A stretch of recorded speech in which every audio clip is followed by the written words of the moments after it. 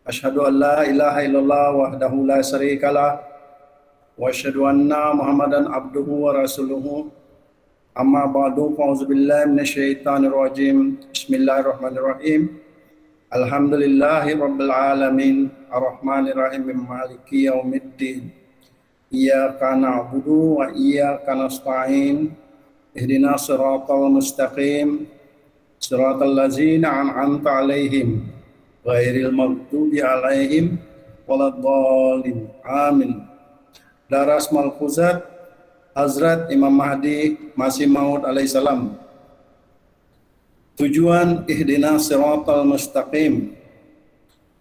Oleh itu, tujuan doa ihdinas siratal mustaqim yang bermaksud tunjukilah kami jalan yang lurus ialah apabila memanjatkan doa ini mereka harus mencontohi amal perbuatan, akhlak dan akidah orang-orang yang mun'am alaihim, yakni orang-orang yang telah dianugerahkan nikmat di atas mereka. Seboleh yang mungkin seseorang itu hendaklah melakukan sesuatu dengan akidah, akhlak dan amal perbuatan. Kamu sendiri boleh saksikan bahwa selagi mana seseorang tidak menggunakan kekuatannya dalam berbuat sesuatu, selagi itu dia tidak boleh maju.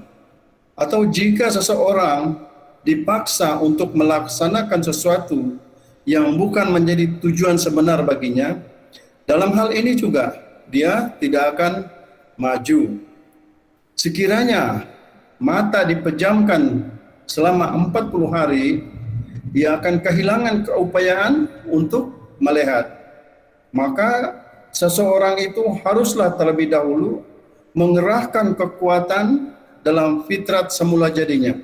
Selepas itu, kemajuan selanjutnya boleh dicapai. Ini adalah pengalaman pribadi saya sendiri, ini Hadrat Masih Maud alaihissalam, bahwa apabila saya menggunakan sepenuhnya kekuatan amalan, Allah Ta'ala menurunkan berkat ke atasnya. Maknanya ialah, pertama-tama seseorang itu hendaklah membetulkan akidah, akhlak, dan amal perbuatannya sendiri.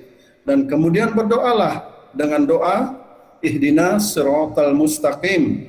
Maka kesan dari doa itu akan kelihatan secara sempurna. Alasan dikatakan sebagai umat marhumah. Secara khusus diketahui bahwa umat marhumah, yakni umat yang dikasihani, ini telah dilahirkan dalam zaman ketika mana bencana baru hendak muncul.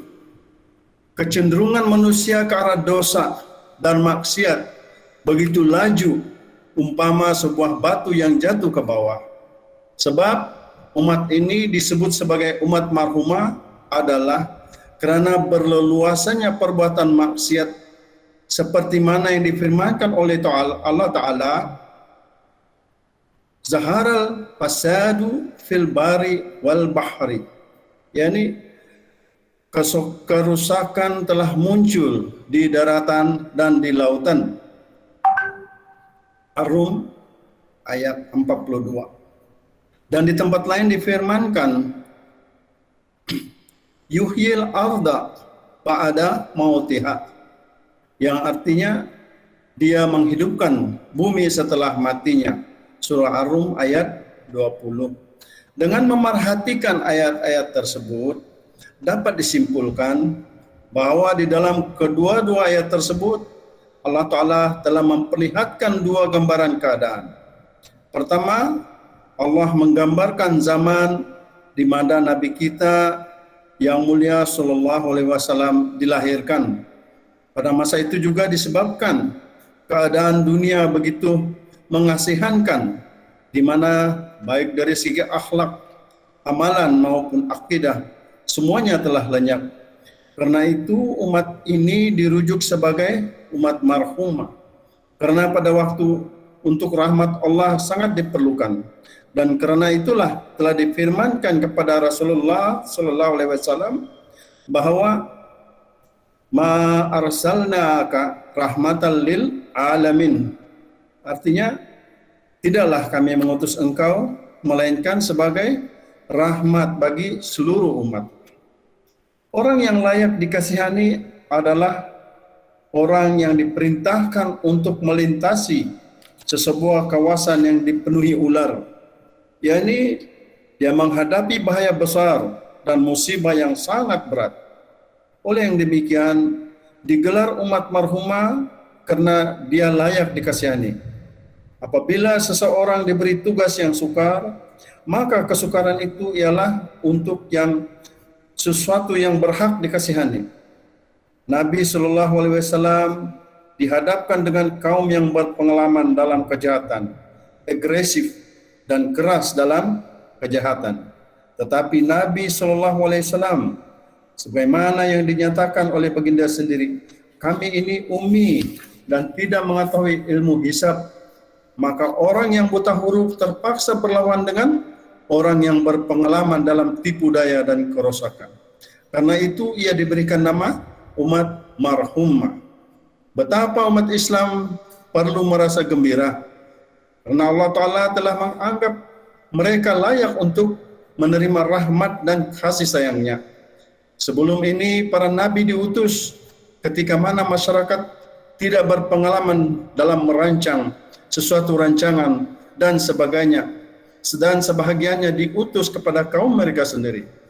Tetapi pada zaman ini orang-orang adalah pakar dalam membuat sesuatu perancangan, pakar dalam berbagai bidang ilmu dan kemahiran, serta mahir dalam bidang falsafah dan sains. Walau bagaimanapun, orang-orang soleh sangat kurang terlibat dalam bidang ilmu fisik. Mereka tidak berminat dengan pemikiran duniawi atau selok belok dan tipu dayanya.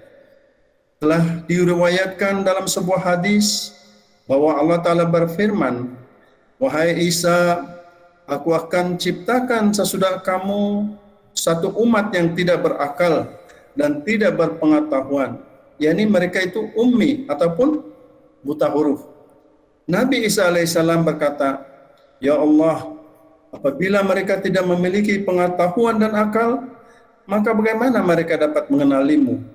Allah Ta'ala berfirman, aku akan mengurniakan kepada mereka ilmu dan akalku.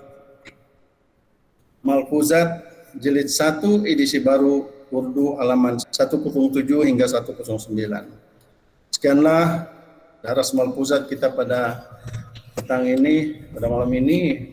Moga-moga apa yang telah kita fungsikan ini memberikan manfaat kepada kita semua. Sekian, Assalamualaikum warahmatullahi wabarakatuh.